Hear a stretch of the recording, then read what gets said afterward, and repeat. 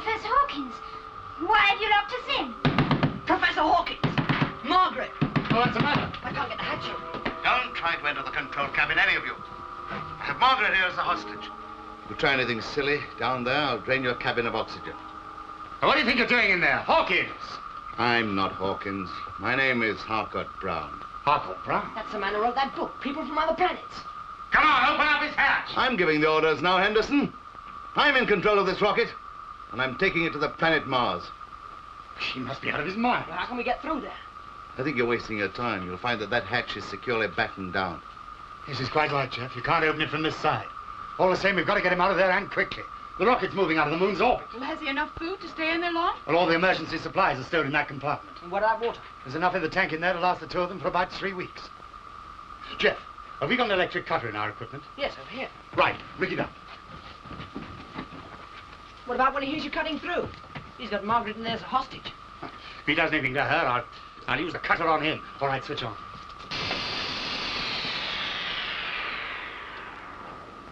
Jeff, switch on. It's no use, the power's gone. He's got all the control switches in there. Yes, Professor Meadows, I have. Now, there are several things I can do if you refuse to cooperate. I can cut off your heating and you'll freeze to death, or I can withdraw your oxygen and you'll suffocate. And let me remind you, I have Margaret in here as a hostage. Don't worry about me. I'm not frightened of him. Settle down, all of you. You have provisions in the supply canister and we're well provided for. Now, I warn you, Henderson, I'll allow nothing to interfere with my mission. Come away from that hatch. I'll cut off that oxygen. Now that's a sensible go. Brown, you can't possibly take his rocket to Mars. It was never designed for such a journey. Do you realize the distance Mars is away from us? Yes, Henderson, I know the distances. I also know that Mars is traveling towards us. And in December the 29th, it would be at its nearest point for some years, 56 million miles. 56 million miles? He's crazy. Not so crazy, Professor Meadows. At our present speed, we will accomplish the journey in 6 weeks, 2 days, and 35 minutes. Well, he certainly got it all worked out. Yes, but navigation. It's impossible without assistance from Earth. Henderson, I've spent my life studying the problems of this voyage, and I shall have assistance from my friends on Mars. Friends on Mars? Now listen carefully, Henderson. In exactly 15 minutes, I propose to pull away from the supply satellite. If you want to live, I suggest you get those supplies in and move fast. That's all. Brown! He's cut off. We've got to stop him somehow. Don't worry, Jeff, we'll think of something. Do you know, I think he's crazy enough to mean what he said about slipping those canisters. Come on, Jeff, we better start getting the supplies in. Well, isn't that giving in? No, it's just a question of immediate survival.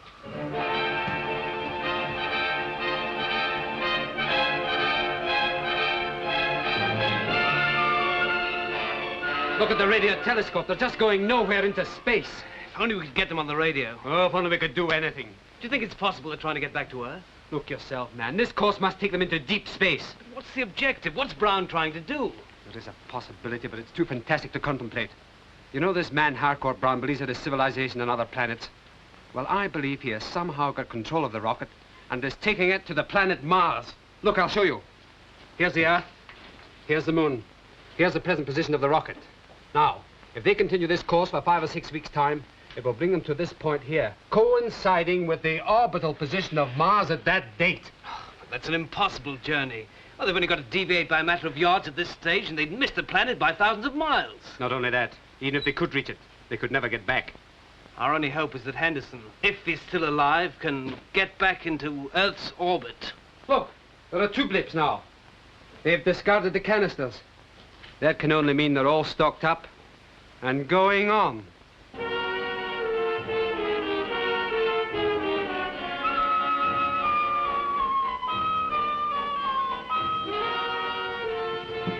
Whew, that was only just in time. Oh, he certainly meant what he said about 15 minutes.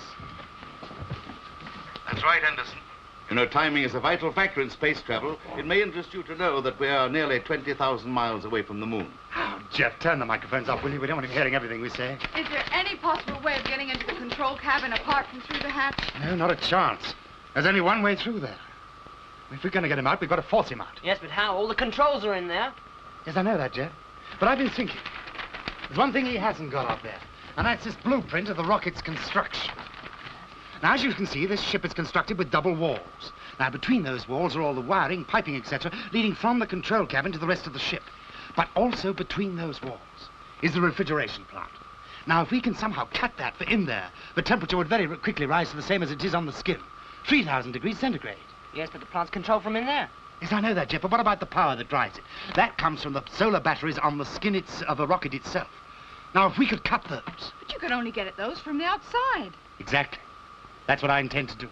But if you did cut the batteries off and kill the refrigeration, what would happen in there? Well, the heat would be unbearable in a very few seconds. He'd have to come out, or else fry. Yes, but he's got a spacesuit on, the same as we have. That would insulate him. Not without the helmet, Jeff. But what about Margaret? And she left her helmet down here. Precisely. That means there's only one helmet up there. Now, if we can somehow get Margaret to put Brown's helmet on, she'll be safe. But how can we warn her without Brown knowing? I don't know. There must be a way. Now, you've switched off your microphones, have you? I hope you're not going to try anything foolish. Now, pay attention. I'm going to relay something through to you, and I want you to listen very carefully. Space chatter. You know what that is, don't you? Coded messages from Mars and Venus. He's crazy. I'm going to decode them, and later on I'll tell you what they're all about. I think he really believes it, that space chatter is a message from other planets. Well, whether he believes it or not, he's made an awful lot of money writing books about it. Then I don't get it. Why does he have to risk his life and ours to prove this fairy tale when people are willing to believe it anyway? Maybe he's just trying to convince himself. I wonder what he's cooking up now with his decoding. This is our chance. He'll have earphones on. While he's busy on the radio, I can talk to Margaret and tell her what to do. But how? I'll try tapping. Does Margaret know Morse code? Yes, I think she does. Good, then I'll try it.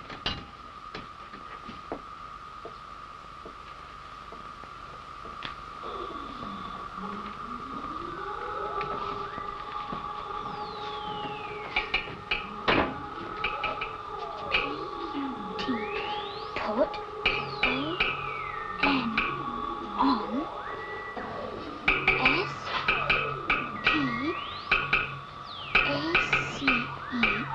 space H-E-L-M-E-T.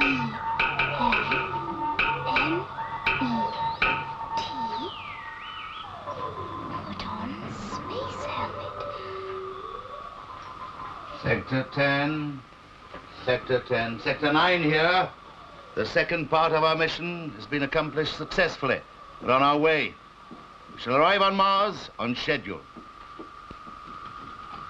She's heard it. She's tapped back 3 times as she's understood. I told her to tap 3 times when she's got a helmet on. Right, come on, Jeff. Give me a hand with this hatch. Right. Quickly. Now, I'm going down into the airlock. Jeff, get your helmet on and your backpack and follow me. When you disconnect the refrigeration, what'll happen to Brown? Well, without proper protection, he should be overcome by the heat in a matter of seconds. Oh, don't worry. He'll survive all right.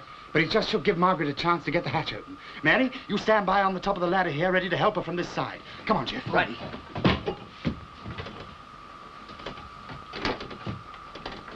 What are you doing, Margaret? Oh, nothing. Margaret, look at these messages. What do they mean? Well, now, that's a call signal. Sector 10 calling ambassador from Sector 9. Now, 9 means Earth. The rest of the message is some form of salutation. You see, their language is so much more advanced than ours, it's impossible to translate it exactly. Oh, I see. Yes, well, I'm glad you're taking an interest in my mission. Well, I've been thinking. I suppose there really could be people living on Mars. Couldn't there? Well, of course there are. What about the flying saucers? Where do you think they came from? They come from Mars. Now, look at this. You see this map? This was made by a very eminent American astronomer, Professor Lowell. You see those lines? Lowell thought that those lines were canals. Great engineering works. Yes, but some astronomers say that they haven't seen those lines. Well, that's quite possible. You see, there's an atmosphere on Mars. Sometimes it's completely covered by clouds. Mr. Brown, if we do land there, we'll have to wear spacesuits and helmets, won't we? Well, yes, at first, when we're in the open, you see Mars has an atmosphere completely different from ours. But later on, when they take us into their homes, we'll be all right. Then I was thinking that we ought to start getting prepared. Not yet, Margaret. Not for another 6 weeks. But I thought perhaps I could try on your space helmet, just to get used to it. Oh, yes, of course. That's a good idea. Now, where is it? There it is.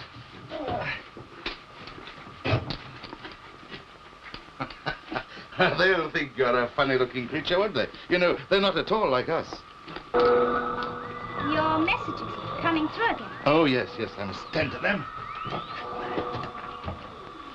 Sector 10. Sector 9 here. I'm receiving you.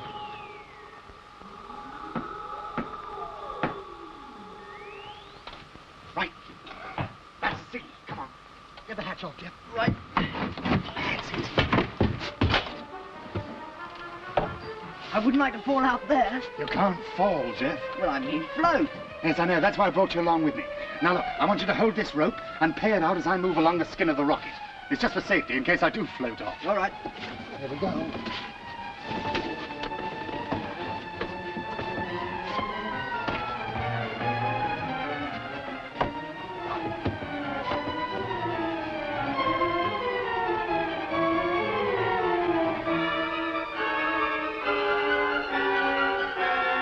Don't you think it's about time you took off that space helmet now?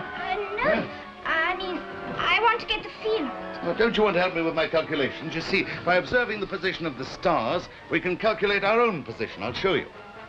Now, let's see what's happening outside.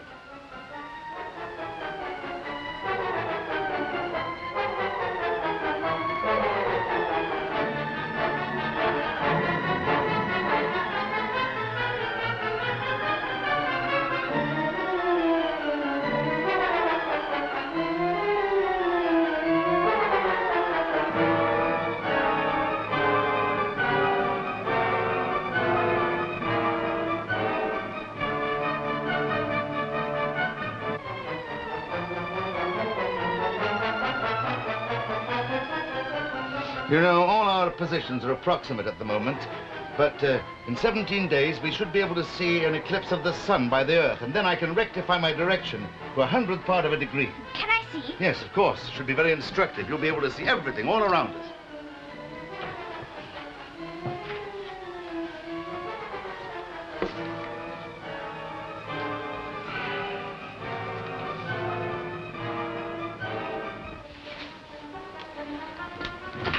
Don't show that up, Margaret. I haven't finished with it yet. Mr. Brown, Huh? do you think I could help you with your calculations? I mean, if you showed me how to do them. What's the matter with you, Margaret? Nothing. I just want to help. Why did you close up that periscope, eh? I see, so that's why they shut off the microphone. Now I understand the helmet. Well, it looks as if your Mr. Henderson is more trouble than he's worth.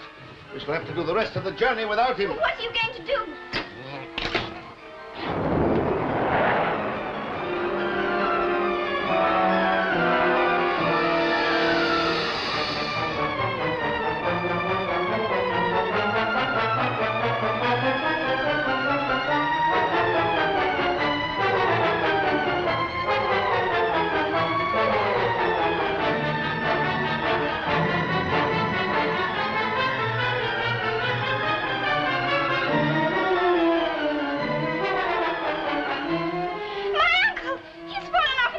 Yes, I turned the rocket suddenly. But he'll float there forever. He tried to kill me. I had to do something. I warned him I would allow nothing to interfere with my mission. Are you all right? Oh, yes, I think so, Jeff. Oh, I nearly floated off into eternity. Brown must have spotted me through the periscope. You've got to turn this rocket round and go back for him. It's too late, Margaret. He'd be 100 miles back by now. No, we'd never find him. Space is too vast. No, we must go on. Thank goodness you're all right. I was so worried when Brown started the motors. Oh, don't worry. They won't get rid of me so easily. All the same, if it hadn't been for Jeff here, I'd have had it, you know. Well, what do we do now? I don't know. Brown's cleverer than we thought he was. He's got every darn trump card up there. Listen to me, Meadows. I didn't want to kill Henderson. It was in self-defense. Here, let me answer this. Brown, you didn't kill me. I'm still here. And you're just as trapped as we are. Uncle, you're all right then. Hooray! Yes, I'm all right, Margaret. Don't worry. We'll soon have you out of there. Henderson, there is no way you can get us out of here, so don't try anything again. Now listen, there's no reason why we shouldn't all survive if you'll cooperate. So settle down and make the best of it. This is going to be a very long journey.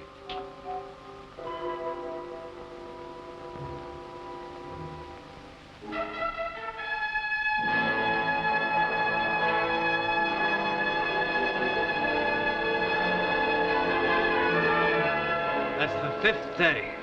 Any news? They're still on course. 7.5 million miles. It's a fantastic achievement even so far. Fantastic for who? Well, they must be still alive. I mean, there was that message picked up in Tokyo yesterday calling Sector 10. That only means Brown's still alive. We don't know about the others. As far as they're concerned, that rocket may be just a flying coffin. What does this Sector 10 business mean, anyway? You want to read his book? According to his mad theories, the solar system is separated into 12 sectors. Mars is the 10th. All the planets are supposed to be populated. And the so-called Grand Council of the solar system is on Mars. He probably imagines us sitting there waiting for him with the town band up. Well, if he's as mad as all that, I wonder if he'll be able to maintain his course. Do you realize if he's out by so much as a degree, he's going to miss Mars by 400,000 miles? He must have had an awful lot of luck to get even this far. Aye, and all we can do is just sit and wait. Same as they must be doing in the rocket. If they're still alive.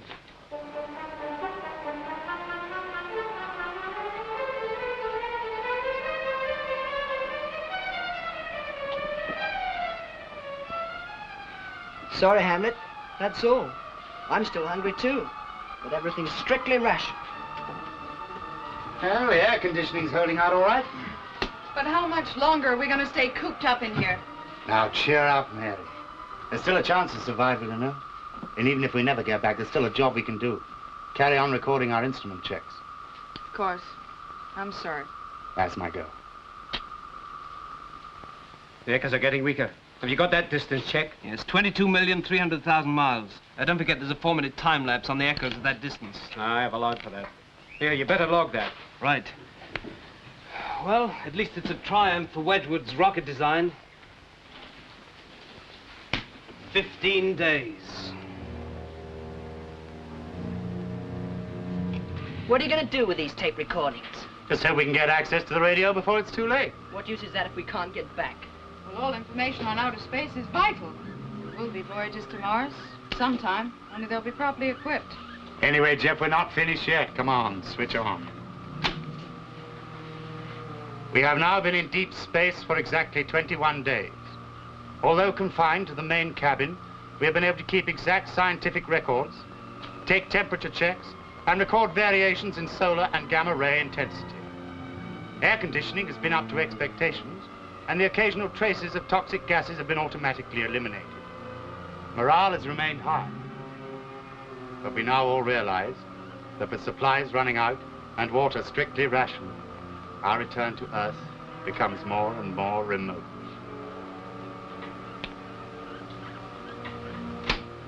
I'm afraid we'll have to cut down on rations all round. Luckily, we've still got plenty of oxygen. It's one advantage over enforced inactivity. We just haven't been using it up very fast. The water level's low. Why, just a minute, I'll check it. Well, at half a pint each a day, I think we could just go on for another 3 weeks. What about the water supplies in there? There were only a couple of gallons in that auxiliary tank to begin with. It must be almost empty by now. Couldn't we offer some to Brown for Margaret's sake? We tried while he was sleeping. He didn't even answer the intercom. Well, maybe he's asleep. Or unconscious.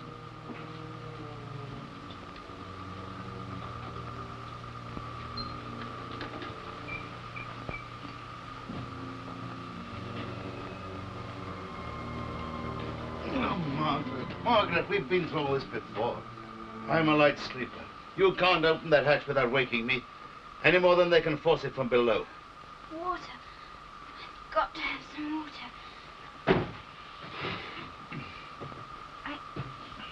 I feel dizzy. Oh, Margaret, this isn't my fault.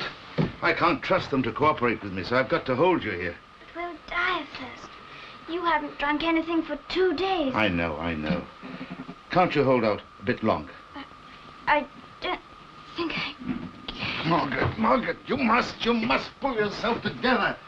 You must. Now, look, there'll be water on Mars. There'll be everything on Mars.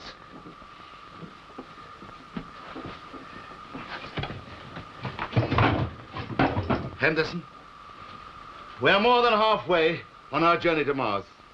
In other words, it will take us less time to get there than to return to Earth. Are you listening?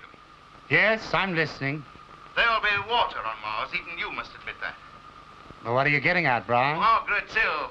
She's running a fever. She needs water, medical supplies. You have those. Now, I'm willing to release her to you if you will promise not to interfere with my mission to Mars. I'm not prepared to bargain with you, Brown. We must help Margaret. We can't leave her in there. What about Brown? There's no way to lock him up. How can we trust him? If we agree to go on to Mars, he'll behave himself because that's what he wants above all else. Yes, but this is blackmail. You can't possibly get this ship to Mars, Brown. Your so-called mission is taking us nowhere into space. On my last astronavigational check, I was less than 100th part of a degree off course. I have rectified that since. If this ship could get to Mars, it's just possible we might find water. If so, it can probably be made fit to drink. If we've any chance of survival, this would be it. And we'd be the first Earthman on Mars. And we've got to get Margaret out of there. All right, then, Brown. We give our word.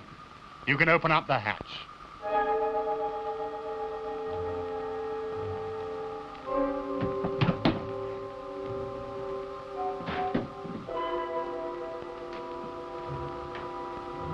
Water, quickly.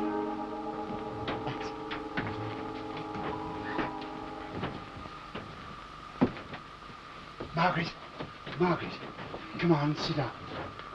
Drink this. That's it. I should never have let you come.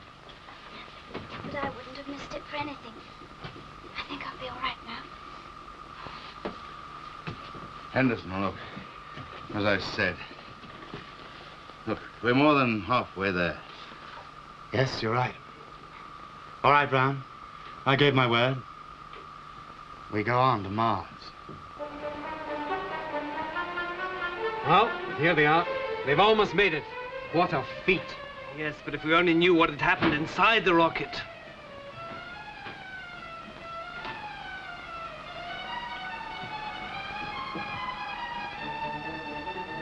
Look, that's it. Look, that's Mars. Can I see? Yes, wait. Gosh, you can see markings on it quite clearly. It must be the canals. We don't know that they are canals. Well, we don't know what they are yet. Do you know how they came to be called canals, Margaret? Yes. It was an Italian astronomer, Schiaparelli. He first saw the lines and called them canali, which is Italian for channels. But everyone else thought he meant canals. Oh, what do you say about that, Brown? They are canals. You see, there's so little water on Mars, they had to build these gigantic aqueducts to take the water all over the planet. And who are they? Margaret, don't start him off again. You don't believe anything even when it's staring you in the face. Not when it's an optical illusion.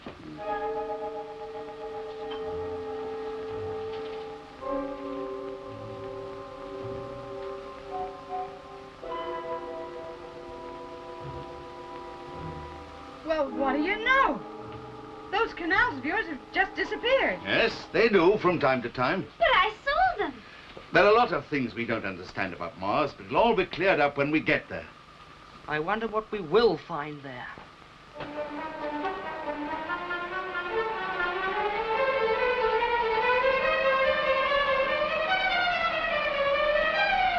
Now that we're getting nearer, it seems obscured by clouds and swirling dust. Jeff, switch on the transmitter full strength, then get down on the radars. Right. Hello, Earth. We are just about to enter the orbit of Mars. We hope that you will be able to pick up this message. We intend to circle the planet to select a landing point. As you know, we have no knowledge of Martian atmosphere or what effect it will have upon our ship. That is all, over and out. Isn't it odd to think that it'll take just over 5 minutes before they even start to hear that message on Earth? If they ever do. What's the distance, Jeff? 1,500 miles, closing 1,400. Right. Tell me when we reach orbital height of 620 miles. I'm just about to switch on retroactive motors. Stand by.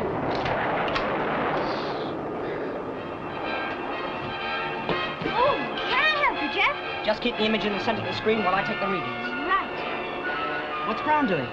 He's working out his message of greetings to the Martians. It's ridiculous, isn't it? A grown man. Keep giving me those distances, Jeff. 1,000 miles.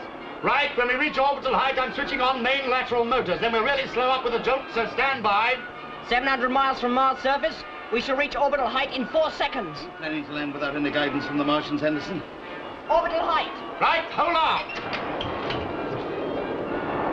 Height Jeff. 1 second readings. 600, 550, 500. Speed dropping fast. External temperature's rising. You've put your ship in orbit, and they'll guide us down. We've got to pull up. We're only 300 miles up, closing to 250. We haven't turned into orbit. We're going straight down. Right, we've got to go into land. All right, I'm going to fire retroactives again, full blast.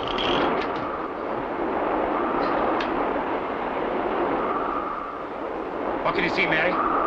Nothing. No, nothing but a moving mass. Well, whatever it is, we've got to land on it. Hold it! There's nothing solid down there. It's too late, Mary. We're going into land.